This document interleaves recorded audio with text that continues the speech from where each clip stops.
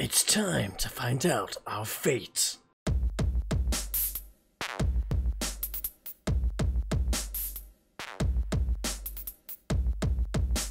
Hey everyone, and welcome back to episode 8, and possibly the last episode of Turmoil at Tranmere. If you watched episode 7, you will know exactly what's on the line. Yeah, we lost to Guiseley, and we were in a run of games where we need to get 10 points from 15, you know, the kind of famous sort of little saying that you get from the boardroom when you're struggling. Yeah, if I don't do it, I'm sacked. So we've got a game today against AFC Fylde. Let's have a look and see if anything's been happening. I'm going to go into this screen first because I just want to highlight injuries and stuff like that and fitness issues. So I've had to leave out our best defender, 80% fitness. I can't risk him at that sort of level. So I brought in Gary Clegg. I'm not trusting McNulty at all. I don't think I've had a single clean sheet with him. I might have done, but it's not notable. But this kid, you know, he's got potential. He's good at tackling. He's determined. Position's decent. He's brave. Not the quickest, but it's quicker than everyone else, to be honest with you, because of his acceleration. And his strength is 11, so he's not going to be that bad, I don't think. I'm going to give Ollie Norburn a start in the advanced attacking midfielder centre role. Dawson's going to come in on the wing for his first start of the season. Look at his pace and things like that. I think he may be able to do a job, and it's kind of forced because of the fitness issues. The only ones that aren't really fully fit are Eton Barney, Connor Kirby, and the Hound, but they're the best players we've got, I think, and there's no one else really I can bring in. If you look at all the injuries down here, you can see them all. 1, 2, 3, 4, 5, 6. All key players, really, barring maybe Connor Jennings, but he's like back up to the backup, and he's always been like second choice because there's always been someone injured. But anyway, this is the lineup that's going to be playing. It's not the strongest, but it's not my worst. But I'm hopeful that we're going to get it. I'm hopeful. I'm hopeful fruits, but I'm also hopeful that their team is going to be absolutely knackered, and it's going to be enough to see us win this game. You know, maybe Cork will come in the second half, go out in a blaze of glory. But let's have a look at today's opponents. Well, of course, AFC Fylde. Still don't know. You might have said in the comments before. You might not have done. Probably would have done. And yeah, Dave Challoner. That's the guy who partnered. What's he called? Yeah, he used to play for Tranmere. Of course he did. He partnered, was it Clint Hill? Did Clint Hill play for Tranmere? But he had the super long throw. Dave Chandler had like the longest throws of all time. He's a manager anyway, regardless. Tactical knowledge of 5, so might beat us, probably will. Luke Burke is the key man, and God, he looks good, doesn't he? He looks very good. He'd easily get in my team as a right back. I'm now a little bit scared. So let's just get into it, shall we? My heart is going like the clappers because I know what's at stake here. We could lose the series after one season, one half season. We've just made it to January the 1st. Now, I'm usually used to singing about January the 3rd. Remember the date we beat the team we in 8. You know, when Leeds beat Man U when we were in League 1. Anyway, you're not here for Leeds, you're here for Tranmere. And today we're up against Taylor in goal. Burke, that man mentioned at right back. We've got Francis Angol at left back with Platt and Tunnicliffe in the middle of defence. We've got Jose Garcia, a defensive midfielder, with Taylor and Jones, the midfield pairing. Smith on the left, Muldoon on the right, and Rowe up top on his own with a beastly 8 goals. Yeah, don't know why I don't have any special little circles or anything. Has he got the most assists? Yeah, he's got 9 assists. So Johnny Smith is going to be targeting Rowe, I would imagine. And they'll probably score lots and lots and lots and lots of goals. So, with that in mind, do we go fans? I don't think fans usually work. These are the worst choices I could have ever asked for. Go out there and impress me. Yeah, it's pretty much exactly what I expected, because those options are a load of shite. They're probably the worst options you're ever going to witness. But can I do it? In fact, because I switched off, I'm going to be doing something a little bit different. I'm going to be going and searching for you guys.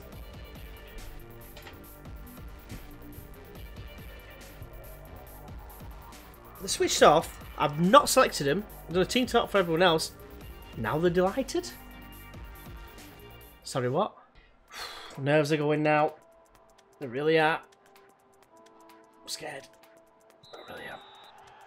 Come on, boys. Don't let me down. Come on now. Please don't let me down. I want this series to continue. I've been really enjoying it. I've been really enjoying the interaction and stuff. I have had a look at some of the players suggested. Some of them are already taken. Some of them are deemed, like the scouting team are saying that they're like 52 and less. So I'm going to say that they're not going to be good enough. Even Simon Walton was recommended by Ronnie. Alabi's in behind. Get on your right foot, son. He has. Oh my God, why? Why? My mate GeeW FM is saying, oh, why don't you just use like a, the standard lower league hoof it and run sort of tactic? And yeah, it's fair enough, but this has been working. I mean, Hughes nearly scored a screen pie. It has been. Look at the chances. You've witnessed it yourself. How many chances do we create? But it's not as though we're getting dominated and we're just getting destroyed. We are creating chance after chance and missing after miss. I maybe should have put hard tackle on Taylor as well, because usually when they've got an injury like that, it makes them a little bit sure going for a challenge. But Sutton's on the ball, one of the original Pop the Lyricals, and he's giving it away because he's a top man. Muldoon finds Rowe, the man highlighted, not highlighted, one of them highlighted. No, it wasn't. What am I talking about? Gee, shut up. Clegg with an awesome tackle. Platt hoofs it back in though. It's headed, well, I think it came off his thigh, I want to say, from Clegg. Again, there's a black man there, clearly, and his picture says he's white. Alright, Alabi on the ball, whips it in. Oh, even when the best passes happen, it still misses. What I gotta do to score, go home. Rydog heads away. On as far as Burke. Get tackled, son, or not. Hound. The Hound. If you don't get reference, then what have you been watching? Because everyone's watched Game of Thrones, surely. But anyway, the Hound is probably one of the best characters on the actual show because he's just piss funny. Don't care what he says. A little bit. I don't care that much what he says. It doesn't bother me. As Kirby scores. Come on, boys. Come on, Kirby. You little babyface son of a bitch. Come on. But yeah, the Hound. He just like throws a seed word around everywhere, and yeah, normally don't care. Alabi with a needless spin once again. But it's probably my favourite character just because of how funny he is. But anyway, what a finish from the young man. Come on, mate. Eton Barney's picked up a knock. No surprise there with our injury history. There's a tackle though. And row your boat gently down the stream. Pass it down to Muldoon. Cross it in and Dunn will score. Will score even. Here we go. Here's a goal. Feel it. Oh! Must have just been me farting. I don't know. But yeah, I thought that was going to be a goal. I smelt it though. What's that ball? In the bottom corner. I don't know what I'm pointing for. You can't see what I'm pointing at. I don't think it was the Hound, but someone got Meg there and it was very disturbing to watch. But that's a great ball from Dawson. Alabi kind of won with the keeper has a tame sort of weird effort, and Taylor just like morphs and goes, catches it. Right, half-time does approach. One thing I will say is one of the main commentators was the first guy. Sorry, mate, I forget your name. I'm not the best with names.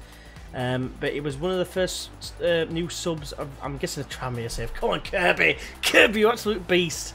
He did say that the team you inherit from Tranmere is basically not good enough. He said they had a bad run of form just as the game was getting released, and he thinks it was reflected in their team attributes, if you like.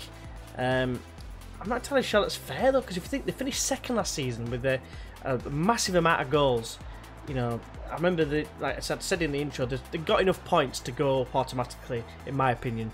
It's just that Lincoln did slightly better. Did they beat you by, I think it was 4 points in the end? And it's harsh, that, because there's only obviously one place that's automatic for going up. Right, I'm really happy with that. They've had one chance, which I thought was going to be a goal. I'm going to say just assertively that I'm very happy. Ideally, in an ideal world, in normal circumstances, and I didn't have the pressure of the sack, I would say don't get complacent. Which you might argue is the right thing to say, but I'm just thinking sometimes you can stress a few players out. Don't really want any of me defenders stressing out or something like that, and then us going on and, well, them going on and making some mistakes. Eton Barney looks like he's got a Johnny on his head, so it looks like it's a head injury. Hound is going to hit a free kick just over the bar. Didn't know he had it in him. Rydog finds Alabi with an awesome pass. And Alabi brings it down superbly, despite having short passing on, by the way. This is, which I don't mind. I don't mind the balls over the top in this league. It's just, it was literally just drag and drop from the Leeds save, because maybe I should have done, like, you know, what FM Live said and just watch what happens. But if it's hoofing it, you just look in it more than that. You're just hoofing it and hoping it's going to get in behind, get your strikers in behind. You're relying on a bit of speed. Alabi, wow, that was awesome. Here's Hardy. So going to do finds Richards. Palman's Micky Richards. Dan, James Bond, got no chance. He's got a license to chuffing killers. How? How has Smith got there first? Great challenge, oh Sutton. Good man. Right, fitness levels are starting to dwindle a little bit. See what happens here. Their fitness is a lot worse than ours, but somehow they're playing that they've got like no worries at all in terms of fitness, like no worries of having cardiac arrest or anything like that. Right, time to make changes. I feel I've got to take Kirby off, but who the hell for? Because Wallace is nowhere near being a box-to-box. The best thing I can do, I think, is take Kirby off, drop Norburn back, and then put Cole, hopefully, for a blaze of glory, maybe get a goal. Norwood I'm going to put on up top because he is a little bit quicker. Hopefully he'll fare a little bit better than what he did in the last game, and then maybe bring on someone on like Wallace just to shore it up towards the back end of the game, perhaps, maybe. Clegg, he's done all right. They've had a few chances like second half, but he's done quite well. 7 out of 10 at the minute. Sutton, long ball, nice hoof with your 4 passing. Go on, mate. Alabi's got there. Needs options in the box. Options. 3-0. Dawson on. Is that his debut? Please don't say it's his debut. He was just transfer listed. First goal of the season, regardless. Anyway, yeah. Nice 4 passing there for Alabi to get on the end of. And that's what I mean about luck. That's purely luck based. That a nice little leap to pass it then as well. And yeah, 3-0 pretty much settles any nerves that I have, unless it's confirming. Unless obviously we have a dramatic England cricket style collapse. Hopefully not. Not with spins like that. Not once but twice. One from Uttenbani and one from Norwood.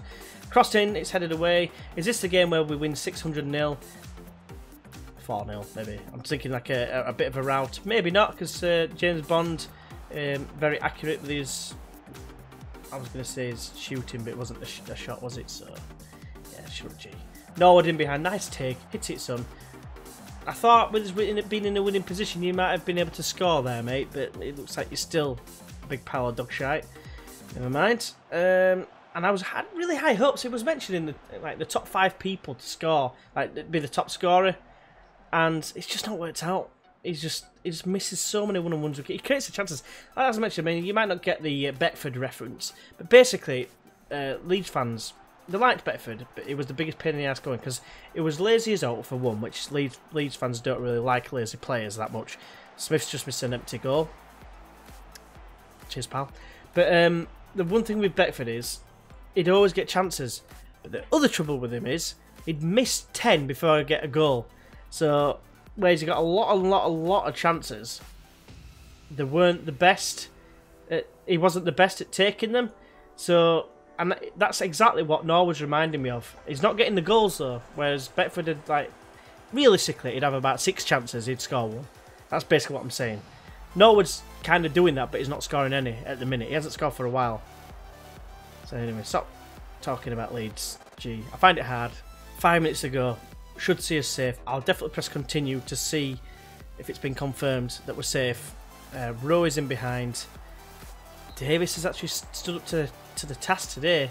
7.4 at the moment. And that is it, boys. That is it. 3-0 win to keep us safe. It should be keeping us safe. I'll be very disappointed if we get 12 points and we end up getting sacked. It should put us in a more reasonable position. Probably about 10th, I reckon. Let's see.